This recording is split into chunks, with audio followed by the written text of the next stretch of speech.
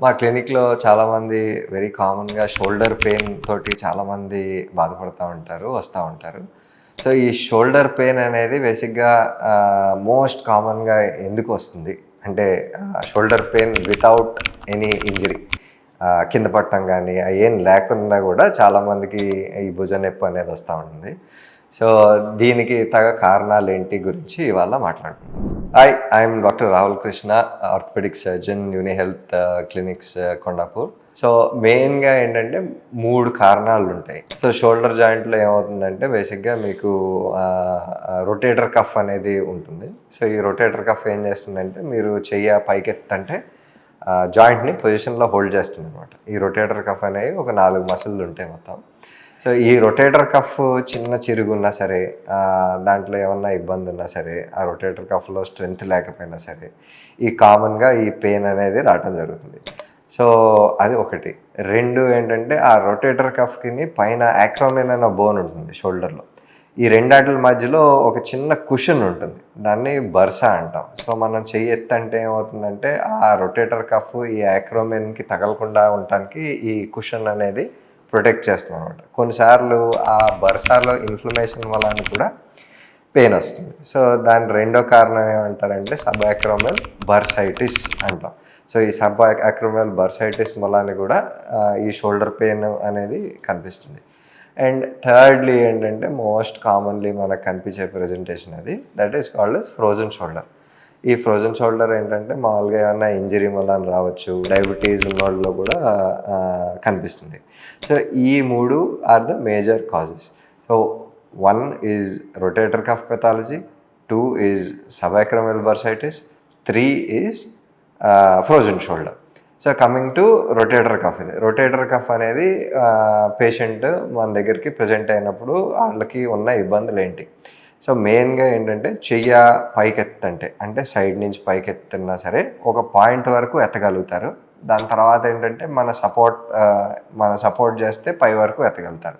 So, ఆళ్ళు సొంతంగా పూర్తిగా చెయ్యి అనేది పై వరకు ఎత్తడం జరగదు. సో, ఏంటంటే ఒక 30 డిగ్రీ, 40 డిగ్రీ వరకు ఆళ్ళు ఎత్తగలుగుతారు. ఆ 40 డిగ్రీస్ నుంచి 90, 100 డిగ్రీస్ వరకు మనం సపోర్ట్ చేస్తే మిగతాదంతా మళ్ళీ ఎత్తేయగలుగుతారనమాట. That is a classic sign of a rotator cuff injury or a weak rotator cuff. Subacromial బర్సైటిస్లో ఏమవుతుందంటే బేసిక్గా మన సైడ్ నుంచి అగైన్ చెయ్యి పైకెత్తా ఉంటే between 40 degrees and 90 degree movement మనకేమవుతుందంటే ఆ రీజన్లో ఈ బర్సా అనేది కంప్రెస్ అవుతుంది అనమాట. సో, ఈ పేషెంట్ గ్రూప్ ఏంటంటే మొత్తం పూర్తిగా పై వరకు ఎత్తగలుగుతారు చెయ్య. కానీ ఈ 40 డిగ్రీస్ టు 90 డిగ్రీస్లో వాళ్ళు మెయిన్గా పెయిన్ కంప్లైంట్ చేయగలుగుతారు. సో, ఫిజికల్గా చెయ్యి ఎత్తడంలో ఎక్కడ ఇబ్బంది ఉండదు సబ్ యాక్రోమియల్ బర్సైటిస్లో. సో, థర్డ్కి వచ్చేసి ఫ్రోజన్ షోల్డర్. ఫ్రోజన్ షోల్డర్లో ఏంటంటే బేసిక్గా కంప్లీట్ రిస్ట్రిక్షన్ ఆఫ్ మూమెంట్ ఉంటుంది. 30-40 డిగ్రీ వరకు మామూలుగా చెయ్యి ఎత్తగలుగుతారు.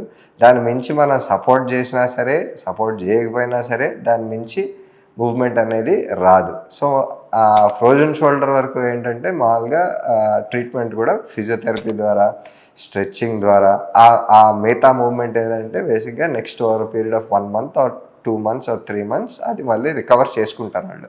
బట్ ఇనిషియల్గా క్లినిక్లో ప్రజెంట్ అయినప్పుడు ఆ 30-40 డిగ్రీ కన్నా వాళ్ళకి మూవ్మెంట్ అనేది రాదు. So, these are the most common conditions causing shoulder pain.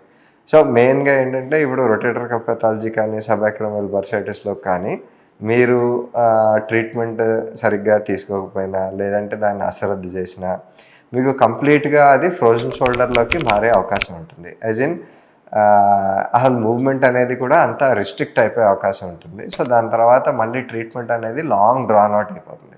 So, initial స్టేజెస్లో especially for rotator cuff pathology and subacromial bursitis treatment తీసుకుంటే బేసిక్గా మీకు it is much easier to treat and with a faster recovery as well.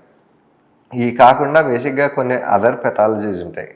For example post injury ఏమవుతుందంటే బేసిక్గా కొన్నిసార్లు డిస్లొకేషన్లు కానీ అవన్నీ కూడా ఉండే అవకాశం ఉంటుంది.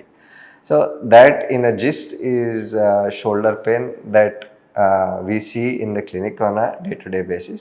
If you do happen to have any shoulder pain, definitely make advantage is to see a local orthopedician or in hospital. Because ఎర్లియర్గా మనం ఎంత తొందరగా దాన్ని ఐడెంటిఫై చేసి ట్రీట్ చేస్తే మీ రికవరీ కూడా అంతే ఫాస్ట్ ఉంటుందండి. Thank you so much.